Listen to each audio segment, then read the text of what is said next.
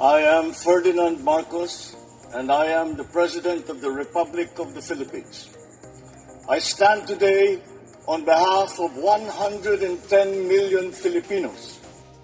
Hi everyone, hello universe, it's me again, April 15, 2026. Ayan guys, shout out naman sa inyo dyan, sa mga Marcos Loyalist Supporters Filipino NOFW.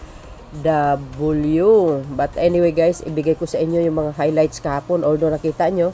Pero ito, mayroon nag-healing sa atin, yung mga ibang highlights. Although hindi ko natapos kasi nawala, na-burn out ako kahapon, sayang, but mamaya ilalive ko yung iba.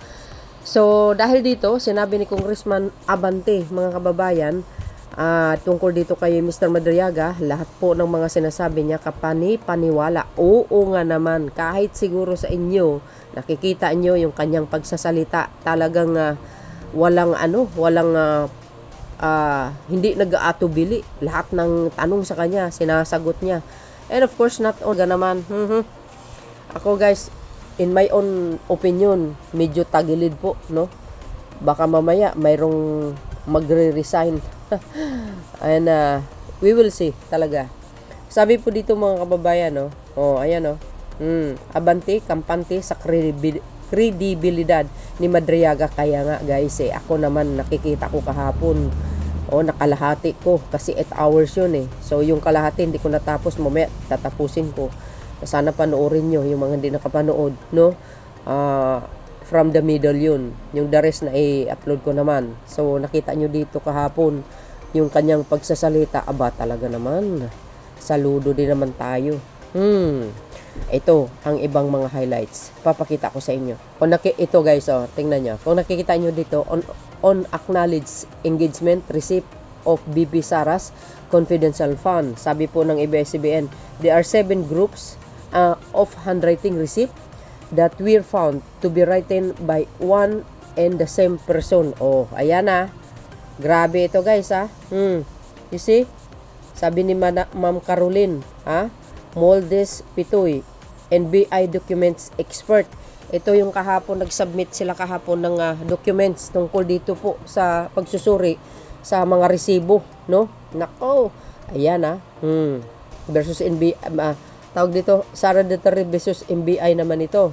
Sabi po ng ABS-CBN, ayan, i-upload ko yung mga ibang highlights, sa pagdinig ng House Committee and House Justice Committee, binunyag ng NBI na iisang tao lamang ang nagsulat ng 2 perma at ilang pitsa sa ibang acknowledgement receipt ng confidential fund ni Vice President Sara Duterte.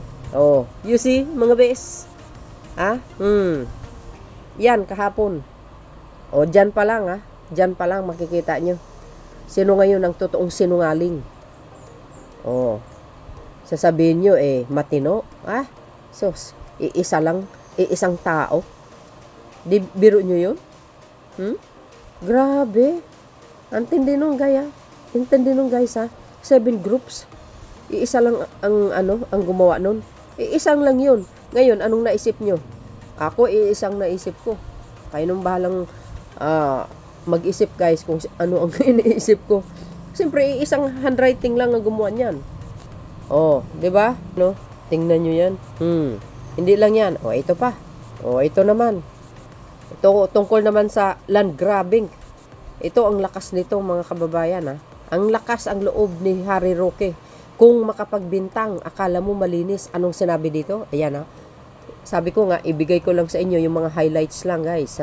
Ayan Sabi na Abante, ginit ni Ramel Madriaga na dapat malaman na ang taong bayan ang mga kakalukuhan umano ng dating spokesman ni dating Pangulong Rodrigo Duterte na si Harry Roque na kinukonsinti umano ni Vice Presidente Sara Duterte. See? Guys, same feather, flocking together.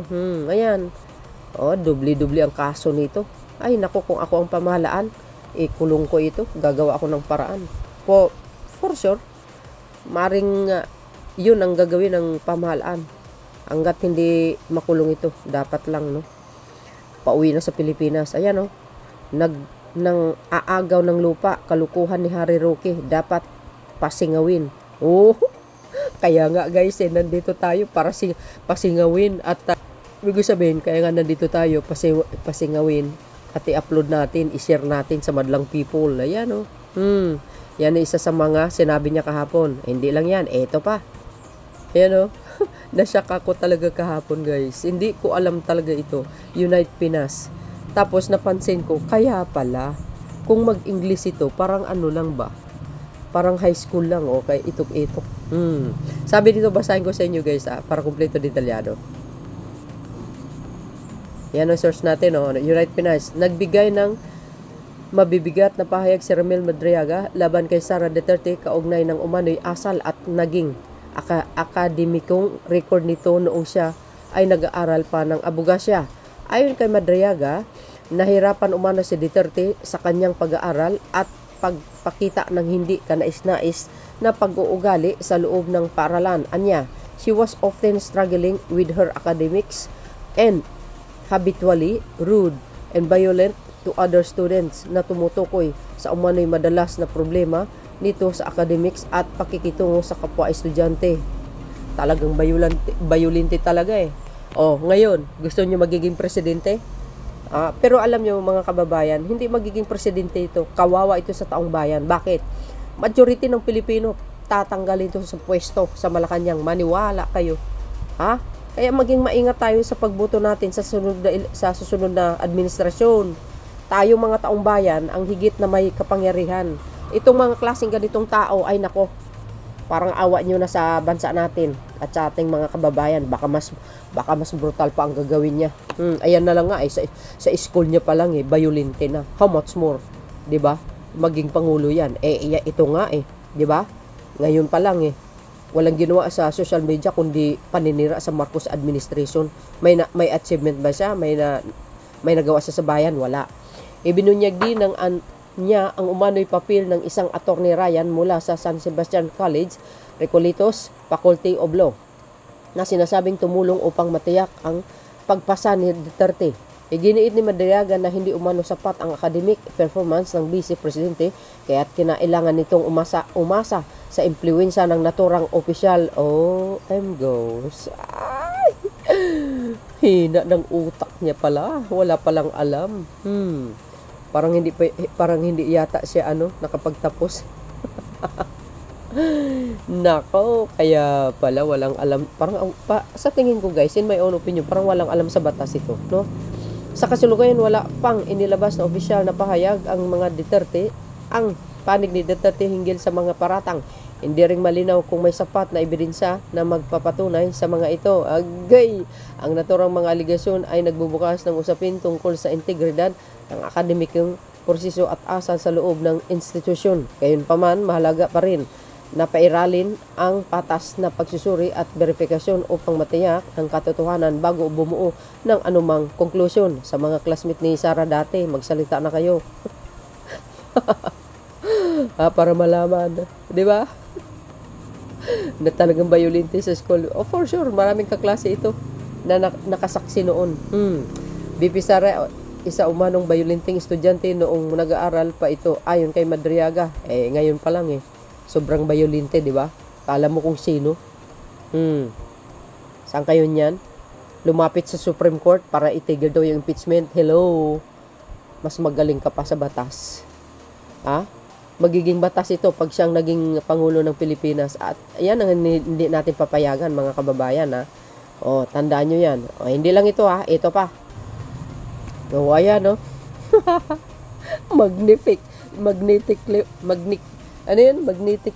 magnetic lifters. Alam nyo naman mga kababayan, ang issue na ito, nung 19 Congress ng Quadcom, ito ay napag-usapan ito. Sa Quadcom guys, si Mr. Taguba ang nagpatunay na konektado ito si Mans Carpio. Konektado si Mans Carpio at si Basti, mga kababayan. Alam nyo yan.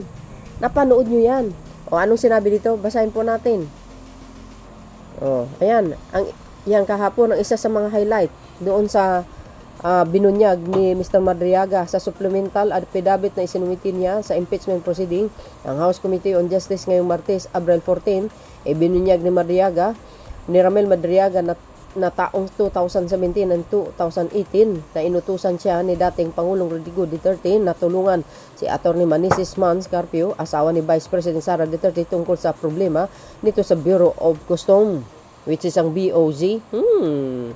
Ayon kay Madriaga, nag-uusap sila ni Carpio sa isang coffee shop sa BGC sa Taguig City na nagpatulong umano ito sa kanya sa pag-release ng isang construction equipment na nakumpiska ng BOC. Kalaunan napag-alaman umano ni Madriaga na magnetic lifters na may aabot sa 500 kilo ng, alam nyo na, kontrabando na nagkahalaga ng 4.3 billion ang kinumpiska ng BOC na kalaunan umano ay misteryosong nawala mula sa kawanihan. Alam nyo na, 'di ba? Sino ba ang Pangulo that time? Natural, isang ano lang yan, tapos na. Ayan o, yan ang isa sa binunyag niya kahapon, mga kababayan. Biro nyo yan, mabigat ang mga paratang niya. Pero very credible talaga ang kanyang pagkatao at ang kanyang mga salaysay. My goodness! Ka-review, nagpatulong sa pag-release ng magnetic lifters na may, alam nyo na, Madriaga, isiniwalat ni Ramel Madriaga na inatasan siya ni dating Pangulong Digong na tulungan ng asawa ni Sara Duterte na si Mans Carpio. Kaugnay ng problema nito sa magnetic lifter sa Bureau of Customs. Sino bang BOC commissioner? Si di ba, Paeldon? Correct me if I'm wrong, guys. I'm not sure guys. So, hindi lang yan. Eto pa. O, yan. Kapon, Tinig Pilipino, BP Sara, anong paliwanag mo dito? Agay! Kung hindi man sa bulsa ng ilan ito napunta, bakit hindi mo sagutin ang aligasyon? Eto yan, yung mga resibo. Piatos. Ang dami. Ba't ibang pangalan, iisa lang ang pumirma. Yun kanina sa unang binasa natin. Ayon sa investigasyon ng NBI, lumalabas na iilan lamang ang pumirma sa mga resibo. Ayan. Yan yung mga resibo, pinakita talaga. Yan, ang dala ng isa sa mga paliwanag kahapon, yung NBI. Mayroon tayong video dyan, guys, no? Pero isama rin natin ngayon. Hindi lang yan, mga kababayan. Eto pa. Yan, ombudsman. Talaga naman, grabe. Alam mo yung panahon ni Digong, mga kababayan, nakaw talaga, kawawa ang Pilipinas, sa totoo lang. Sabi po ng Abante News Online, basahin po natin ng bahagya lang. Kinumpirma ni Ramel Madriaga ang umano'y pagdadala nito ng mga bag na may lamang pera sa Office of the Ombudsman sa Quezon City sa utos ni Vice President Sara Duterte at dating Pangulong Duterte. Agay! M-Goes, Abante. Sabi ng source natin, Abante, Madriaga kinumpirmang naghatid ng pera sa Ombudsman. Tapos ngayon, binibintang nyo na tumatanggap ng malita, naghatid kayo ng malita sa bahay ni Pangulong Marcos Jr. sa Ilocos Norte. Tama din yung sinabi ng lula ko. Kung sino yung nagbintang, sila ang may gawa. Ngayon, di lumabas din ang totoo. Kayo pala ang mayroong malita. Ay mga buffle bags na yan. Binibintang nyo sa ibang tao, yung pala gawain nyo. My goodness, ituloy nga natin sa comment section. Sabi dito Madriaga kinumpirmang delivery ng pera sa ombudsman. Nako. Ex-ombudsman Martires. Ito lang yata ang ombudsman na walang nagawa sa bayan. Kinumpirma ni Ramel Madriaga ang umano'y pagdadala nito ng mga bag na may lamang pera sa ito, tuloy. Kinumpirma ni Ramel Madriaga ang umano'y pagpapadala nito ng mga bag na may lamang pera sa Office of the Ombudsman sa Quezon City sa utos ni Vice President Sara Duterte na dating Pangulong Rodrigo Duterte. Sa impeachment hearing ng House Committee on Justice nitong Martes, sinabi ni Madriaga na nag-deliver ito ng bag na may lamang pera para kina dating Ombudsman Samuel Martires, M-Goes, at Assistant Special Prosecutor Ryan Re Kilala. Tama nga yung sinabi ni Ombudsman Remulla, nababayaran ng ibang mga katulad niyan. Si prosecutor, nako po. Previously, and upon direct instruction of PRD or Sara, I have also delivered money to Ombudsman Samuel Martires or Attorney Ryan which I usually place inside an open trunk of a designated car, sabi ni Madriaga. Ayan na, noon manong December 20, December 20, 2022, sinabi ni Madriaga na nagdala ito at ang kanyang team ng 2 bag na puno ng pera sa Office of the Ombudsman, compost sa Quezon City. Agay, ang 2 bag ay kasama umano sa kanilang kinuha sa Department of Quezon Central Office sa Pasig City na dinala sa kanyang bahay sa Cainta Rizal bago dinala sa parking area ng Ombudsman. When we arrived, the guard gave a signal directing us to park in a specific area in the Ombudsman parking lot. We proceeded to the specific area and parked the red Mazda sedan where the remaining 2 bags of money were placed. Sabi ng sulon, we left the case on top of the left front wheel, which is our usually practice when delivering large amount of money. Dagdag pa ni Madriaga, matapos iwanan ng susi, sinabi ni Madriaga na sumakay sila sa asul na Toyota FJ Cruiser at umalis. Ayon pa kay Madriaga, personal din itong nakapagdala ng pera kay kilala sa loob ng Ombudsman's office. However, upon the request of Atty. Ryan, I personally delivered 15 million pesos to him in his office at the Office of the Ombudsman, sabi ni Madriaga. Ngayon, ayan si Atty. Saka si Barteres. Di ba?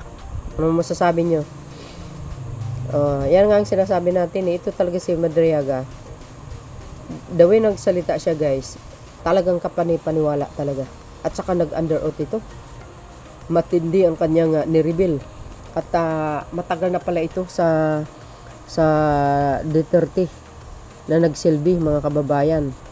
Kung napanood nyo kahapon yung mga nung unang video natin na binasa niya yung kanyang affidavits, grabe yun, guys, until nun. So yun, mga kababayan, ano po ang kapalagayan nyo? Yan, ano ko lang, ini-highlights ko yung mga sinasabi niya kahapon, no? In Tagalog. So yun, guys, kayo po ang kayo na pong balang. So yun, mga kababayan, kayo na pong balang humusga sa comment section. See you again on my next upload. Bye and babus. God bless Philippines. Bye everyone. There's more. Follow me and likes and hit the button bell para lagi kayo update sa aking mga upload videos. Okay?